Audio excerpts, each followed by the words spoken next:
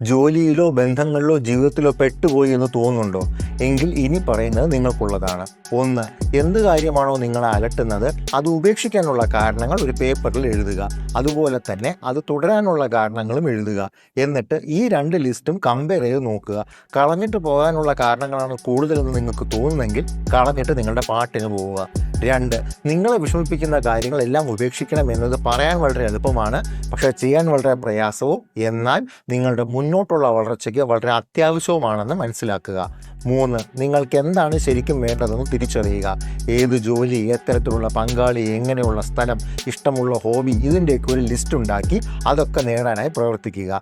ഇനി നിങ്ങളുടെ ജീവിതം അടിപൊളിയായി സന്തോഷത്തോടെ ജീവിക്കാനുള്ള കൂടുതൽ ടിപ്സിനായി റോൺ ലിമിൻ്റെ no idea what I'm doing but F it എന്ന പുസ്തകത്തെക്കുറിച്ചുള്ള വീഡിയോ നമ്മുടെ കേട്ടറിവ് ചാനലിലുണ്ട്, കാണുക.